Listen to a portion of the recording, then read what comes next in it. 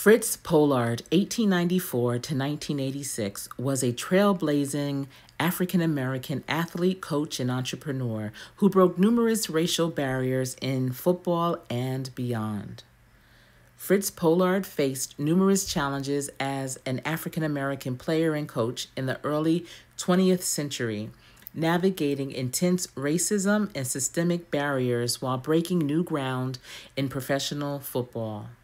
In this video, I am going to share his contributions and the impact he made on the National Football League. Born in Chicago, Illinois, Pollard excelled in multiple sports during high school, including football, track, and baseball. He received a scholarship to Brown University in 1915, where he became the first African American to play in the Rose Bowl in 1916. During the Rose Bowl, Fritz led Brown University against Washington State. Although Brown lost 14-0, Pollard's presence in this historic game broke racial barriers and showcased his talent on a national stage. During his college career, Pollard made several iconic plays, including a 60-yard run against Yale and long runs of 47, 35, and 34 yards against Harvard. These accomplishments earned him the All-American honors as a running back. Pollard's agility, speed, and creativity as a running back and quarterback set a high standard for his teammates.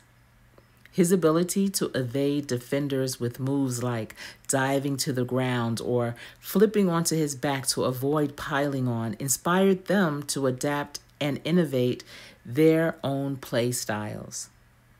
Fritz Pollard's ability to excel under immense racial pressure made these games not only memorable, but also historically significant.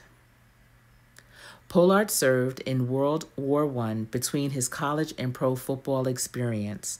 His military service had a profound influence on his football career, shaping both his opportunities and his leadership skills. He served in the U.S. Army as a physical director in Maryland, where he trained soldiers and worked with the Students' Army Training Corps at Lincoln University in Oxford, Pennsylvania.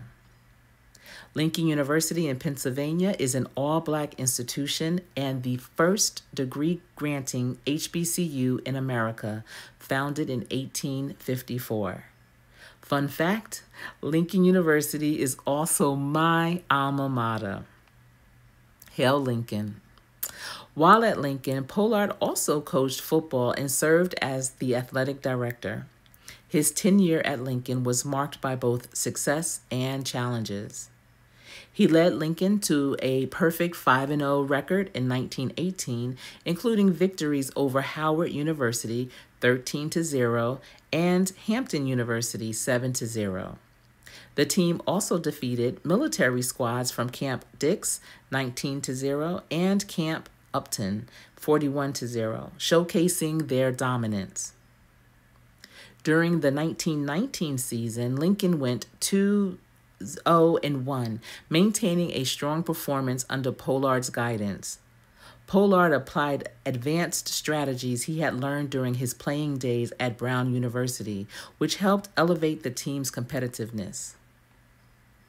Pollard criticized Lincoln's administration for inadequate support. For example, before a game against Hampton, the team had to travel by boat without proper sleeping arrangements, leading to exhaustion and a loss. Pollard's meager pay forced him to take other jobs, including playing professionally for the Akron Pros in 1920. His absence during key games that season contributed to Lincoln's losses against Howard, 0-42, and Hampton, 0-14. Pollard personally spent $200 of his own money to buy football shoes for his players due to lack of proper funding. Despite these challenges, Pollard's leadership helped establish Lincoln as a competitive force in collegiate football and honed his coaching abilities and reinforced his discipline and organizational skills. Pollard began his professional football career with Akron Pros in 1919, shortly after serving in World War I.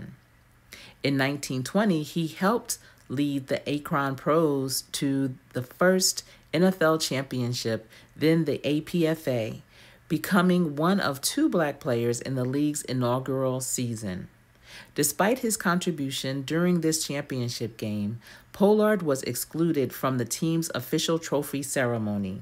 Instead, he was honored separately by a local black business association. The discipline and leadership skills Pollard gained during his military service and as head coach at Lincoln University helped him become the NFL's first African-American head coach in 1921, while continuing to play as a running back for Akron, which was a groundbreaking achievement that required exceptional resilience and strategic thinking. Pollard endured racial slurs, physical abuse, and threats from fans and opposing players. At games, he was often pelted with rocks and targeted for violent tackles. He was frequently barred from staying in hotels or eating in restaurants with his teammates. In some cases, he had to dress in cigar shops or separate facilities before games.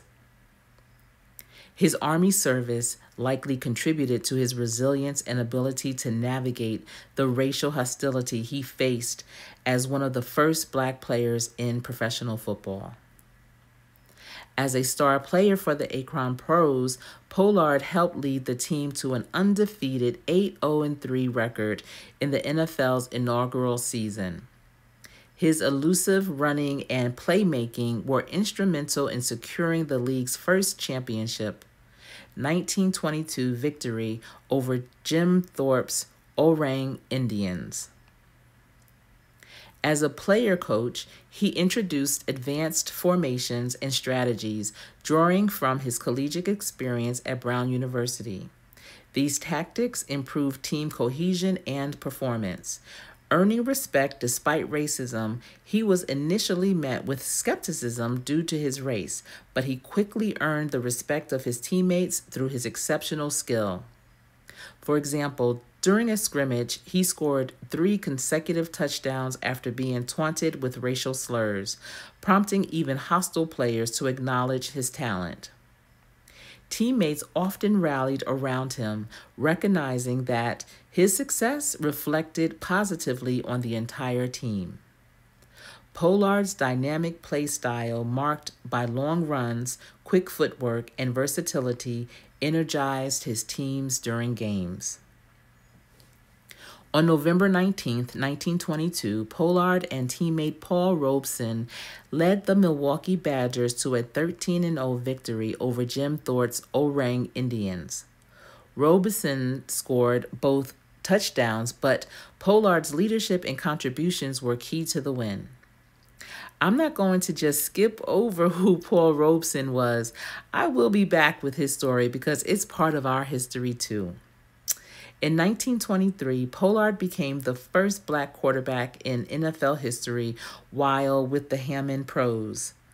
Pollard was a novelty in a predominantly white league. Opponents devised strategies to gang tackle him or physically harm him on the field.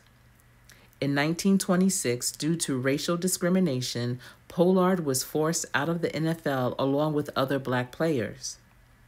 By 1934, African Americans were effectively banned from playing in the NFL due to an unwritten, quote-unquote, gentleman's agreement, closing the doors Pollard had worked hard to open. But that didn't stop him. He organized an all-black teams like the Chicago Blackhawks from 1928 to 1932 and New York Brown Bombers 1935 to 1937, which brainstormed across the country. He recruited other African-American players to showcase their talents and organize interracial exhibition games. These games were particularly memorable for their role in promoting integration and showcasing black athletic talent during segregation.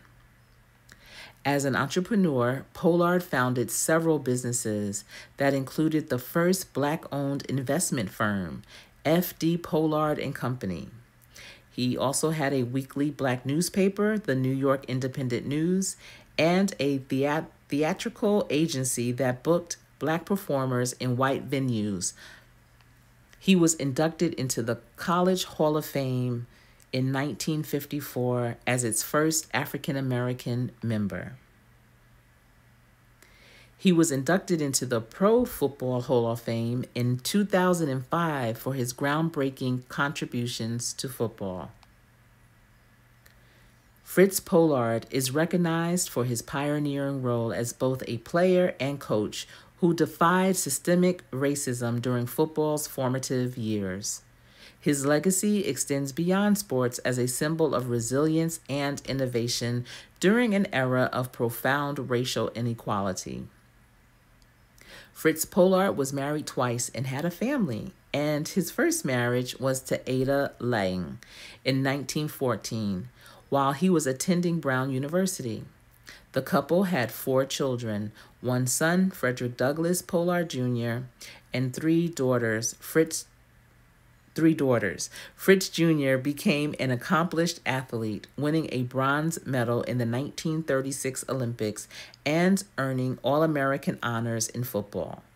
Fritz and Ada separated in the early 1920s and divorced in 1940. His second marriage was in 1947, and Pollard married Mary Ella Austin, but details about their life together are less documented. Pollard's family was deeply rooted in education and achievement, with his children and siblings excelling in various fields, reflecting the values instilled by his parents, John and Amanda Pollard. Fritz Pollard passed away on May 11th, 1986, in Silver Spring, Maryland, at the age of 92. The cause of his death was pneumonia. Fritz Pollard's courage and talent broke racial barriers, paving the way for future generations of Black athletes in football, such as Jim Brown, Marlon Briscoe, and Tony Dungy, and so many more. This has been a moment in our history. Let me know in the comments section what you are taking away from this information, and please share it with your circle so that they can be informed about all these great people and moments in our history. If you enjoyed it, please give it a thumbs up. It has been my pleasure sharing this information with you. I am Coach Sherri.